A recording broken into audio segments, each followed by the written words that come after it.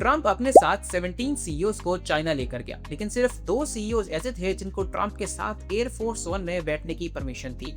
और ये 2 बंदे वही हैं जो कि पूरी एआई रेस का फ्यूचर डिसाइड करते हैं। I am Usman and this is day 6 of tech in Pakistan. अब जिगर कहानी ये है कि ट्रंप जाता है चाइना और अपने साथ लेकर जाता है 17 टेक सीईओज को। सबसे पहले देख लेते हैं कि कौन कौन ट्रंप के साथ मौजूद था।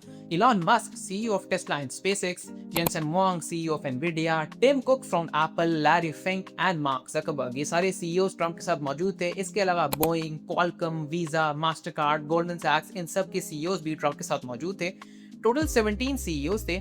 15 सीईओज ने कमर्शियल या फिर प्राइवेट ट्रैवल किया और 2 सीईओज ऐसे थे जिनको ट्रंप के साथ एयरफोर्स वन में बैठने की इजाजत मिली, और वो 2 सीईओज थे इलॉन मस्क और जेनसन हुआंग। अब ये 2 सीईओज क्यों? क्योंकि इन दोनों की कंपनीज जो है वो एआई रेस में सबसे ज्यादा एक्सपोज्ड है। अब इलॉन मस्क के लिए कंसर्निंग बात ये थी कि टेस्ला की सबसे बड़ी कंपनी शंघाई में है और अगर चाइना नाराज हुआ तो टेस्ला की प्रोडक्शन चाइना में बंद हो जाएगी। अब जेनसन हुआंग की कंपनी जो एनवीडिया है वो दुनिया की 95% एडवांस एआई चिप्स बनाता है, और अमेरिका ने चाइना के ऊपर बैन लगाया हुआ था कि वो एनवीडिया की चिप्स नहीं खरीद सकता। इसकी वजह से एनवीडिया का बिजनेस ड्रॉप हो रहा था।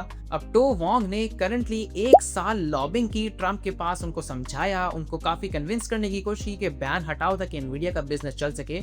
उसके बाद ट्रंप जेनसन वोंग को फाइनल अप्रूवल देते हैं। लास्ट मिनट वो आके एयरफोर्स वन में शामिल होते हैं और चाइना चले जाते हैं।